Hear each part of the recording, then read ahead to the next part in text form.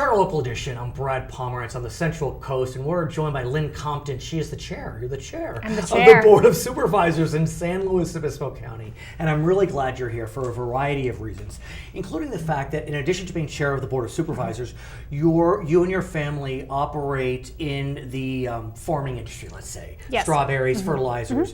And so I want to talk to you both as a supervisor and a farmer. How have you done over the last year or so in terms of the drought? Because obviously it's a better year than the last four. It's a better year, but the drought really has affected agriculture substantially around here, and it's affected the county and different ordinances we've put in place in terms of having water offsets, et cetera. Right. And it really kind of started along the coast in this area, and we're probably going to be the last place that comes out of the drought, because if you look at Northern California, those areas, the reservoirs are full, they're spilling over, and they're just not here.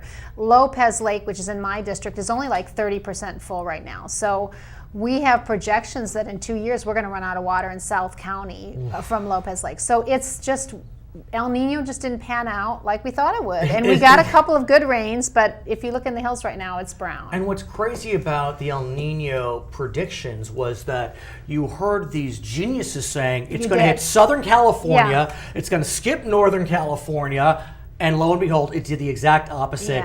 And for purposes of El Nino, slow counties in Southern California. Right. It just didn't get what Northern California got. And we saw, maps. We follow it at the board, and so we've had maps all along when we get our updates, and it showed the whole state red. Where in the drought, and that red area has shrunk, but it's San Luis is right in the middle of the bullseye. Literally. Still. So it's affected agriculture. So how? How is, I don't want to ask how your business is doing. How are businesses doing? Well, we're not a grower, so we sell to growers. I But when your growers don't do well, it affects you too. And it's expensive. Water's expensive, and it's just not having it. It's tough, and the markets are tough, and so I'm hoping we pull out of it. You're talking about strawberries. Strawberries is the #1 crop in our county. Did you know that? I did not know that. It surpassed grapes a year ago. So and how are strawberries doing specifically? Strawberries are doing well. Are they thirsty? They're thirsty. They are thirsty. And this is the time of year for strawberries. Mother's Day weekend, 4th of July, it's the time of year for strawberries. But do you know, is the cost of strawberries spiking because of the drought, or we're stable? I don't notice the cost of strawberries spiking because of the drought. That's a commodity like other commodities too. It depends on how many acres are planted and where they're planted and the season and whether they get different And what's been happening the last few years? Are we seeing greater planting of strawberries, or is there a pullback? We are in this county. No, we're seeing greater plantings in this county. Santa Barbara County too. In Santa Maria, they plant a lot of strawberries, but our county has drastically increased their strawberry numbers. So, and it's been all right to do that. It's all in South County too. So North County is pretty much the grapes, and South County has a lot of the strawberries. Let's talk about Santa Barbara County for a second, because it could be instructive for where I want to go later in our discussion. As you know, in Santa Barbara County, they're looking to put back online a desalination plant. It's known as the Charles Meyer Desalination Facility. It had been a desal plant in the 90s. It basically went up and then down because they got struck by an El Nino. It's going to come back in the next year or so. How could that impact South San Luis Obispo County, and then as well as Santa Barbara County specifically? Yeah, and your district. Yeah, well, that's interesting. In fact, the supervisor in northern Santa Barbara County, Peter Adam, took a group down to the new desal facility down in Carlsbad. If you're familiar with that facility. Last week, he took a big bus trip down there to look at that. And let's digress, because that will be... It's amazing. It's the biggest project in the Western Hemisphere. It is. It's amazing. And I couldn't go. We had a meeting that day, but... you didn't go? I couldn't go. Okay. We had a slow cog meeting that day, so I couldn't go to it. But it is an amazing facility. So we're looking at those options too.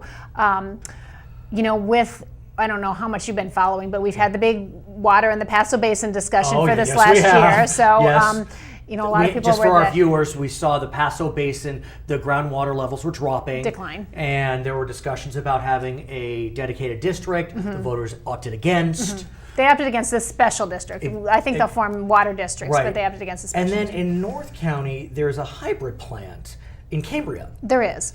What we're looking at doing now in South County is PG&E, Diablo Canyon. You know where it's located. About that. This, by the way, is very exciting. It is really exciting. It's very exciting because this is an example of government and industry coming together. A partnership and working towards a solution that will expand the portfolio of water. It will. And not be super expensive, because a lot of the infrastructure's there. It's there. I mean, it is expensive. Water is going to be expensive but while it's we're in a still drought. smart. I mean, I'll say, I think it's smart. It is. It's a great. I'm really excited So about it tell too. us And it was about it. something when I ran for election, I campaigned. Why are we right here on the coast and not looking at desal options? So the whole discussion started maybe a year ago, and if you're familiar with the Cambria area, there's a lot of trees that are dying there. They're dying due to the drought and due to the beetle. So we have all this dead wood up there. The potential for fires is pretty high. So PG&E officials came to us and said, would you be interested in using any desal water in the event of a fire and an emergency, or if one of these northern towns or cities runs out of water? And let's remind our viewers that PG&E, all their water usage internally is through desalinated water that they have created. Correct. So they're doing this already. They're doing it right now for their own employees. They have about 1.5 million gallon permitted capacity, and they only use about 40% of that capacity. So they have this excess water that they're not using. So they approached the board and said, in the event of an emergency, would you be interested in using some of this water? So we entered into a contract with them and purchased a supply to use for firefighting methods, et cetera. That discussion progressed to what other potential is there in the county, and where do you need it? And the dilemma is bringing the water down from the facility there and tying it into Avila, and it's about a 7-mile pipe to tie it into Avila. Once you tie it into Avila, then you have access throughout most of South County. Would it go to Lopez Lake? It would go to Lopez Lake. Right. And so it would replenish that aquifer, that groundwater supply. Lopez is in an area of South County, which along with Santa Barbara County, northern Santa Barbara County, is in an area that's an adjudicated basin, meaning the groundwater is managed by a court. So anything we can do to replenish that groundwater supply is beneficial for South County.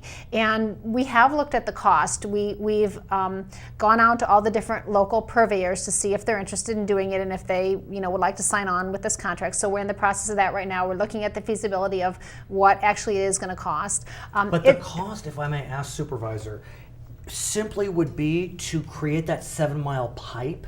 To create the 7-mile pipe and to do the environmental studies and things. Right, but again, I'm not trying to minimize, public dollars, but you're not building a desal facility. You've got it there. That's the benefit, and the benefit is you have the energy, and the energy is relatively. You could not feasibly build a new plant up here and start all over again. We've got the infall outfall right there.